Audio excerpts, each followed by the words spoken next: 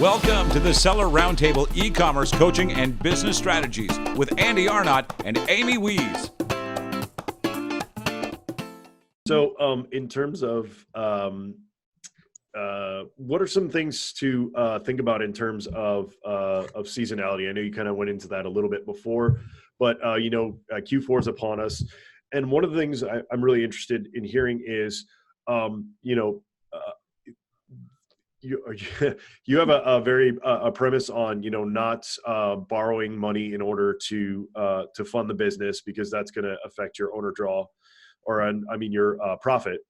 And on those on that front, I'm interested because we are a fairly large e-commerce business, and our business is fairly seasonal. So during the summertime, we're pretty lean, but then Q4 we probably do 80% of our business. That being said, we put aside a lot of money because we know that during the summertime that we're more lean than we are during Q4. But also, when we see big product opportunities or things where we can expand the business, sometimes it makes sense to borrow money in order to, because the reward that you're going to get back, the multiple you're going to get back from those funds is going to be worth it. So can you dive into a little bit about Q4? If somebody doesn't have the money to expand, do you think they should not, or what's your feeling on that? Well, there's a lot of good points there.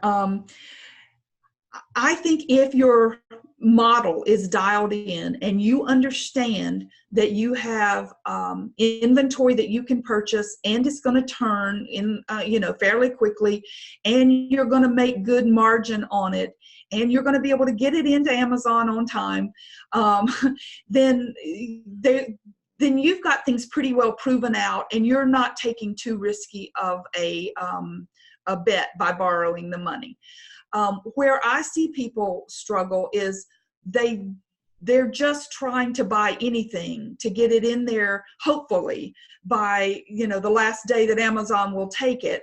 And in that situation, they've had to open up another credit card, and we're now on credit card number 25, and that just is throwing something on the wall to see if it's going to stick. That's not a proven business model. And going further into debt just on a hope is not a good strategy. I had an economics professor that says, hope is not a strategy. And I'm like, yeah, it's not. As entrepreneurs, we are hopeful kind of people. But at the point you've got things dialed in, debt is not necessarily a bad thing.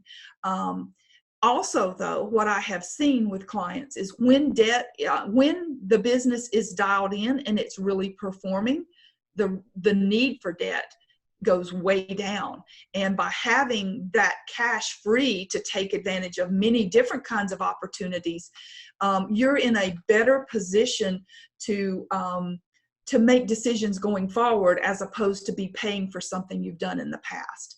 And I can tell you, the people that I work with, when we get to that point, the sense of freedom that they have being out from under that debt is worth a lot to them. So I don't mean to say that it's bad. I just can see that it's misused. And Q4 is a time when we're all busy, and we think we don't always have our strategies dialed in, and we just are out there buying anything and everything. And that's not the best use of money. Now, you did talk about Q4 being a time when 80% of your sales happen. So you've probably been, building your inventory up to be ready for that opportunity. And the way we coach our clients to get ready for that opportunity is look at what you've sold and put the value on that and put that away so that you can replenish all of that. So what's easy to have happen is the dust settles, we're somewhere around January 2nd, and we look at our bank account and it's like, whoa, look at us, we did really good. And maybe all your bills have come in, maybe not, depending on what your terms are. But you've got to think ahead to, okay, what am I going to put aside to be able to buy the inventory I'm going to need to be prepared for next Q4. And I know people find that really, it's not sexy to say, I'm just going to sit on my money, I'm going to put it away. But the reality is, until you've had time to really process that, and make a plan for the next year and when you're going to be buying, etc., it's much better to let that money just sit there and be ready and available to you.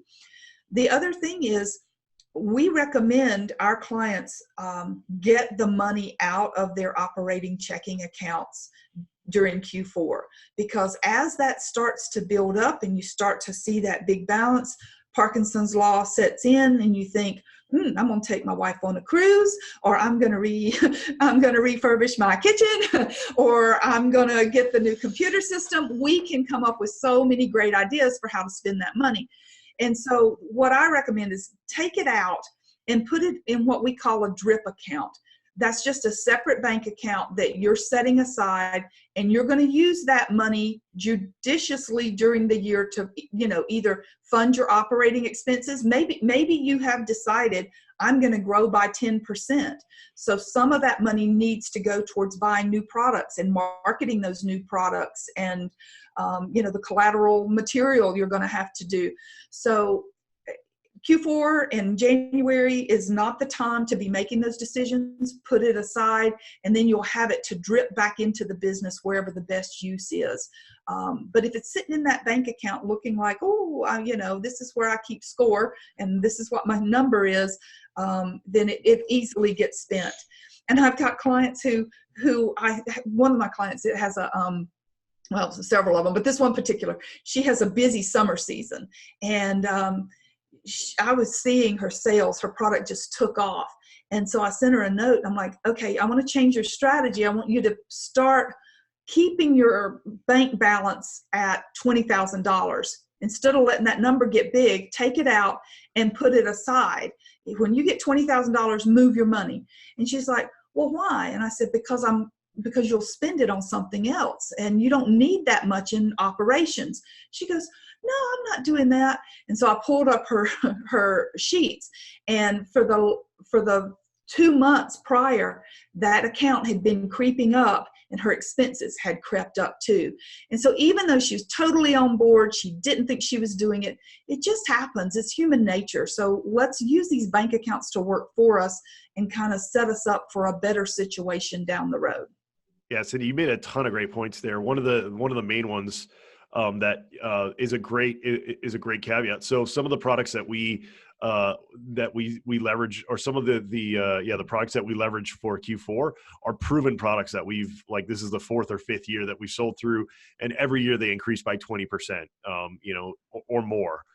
So it's almost like a sure bet for us.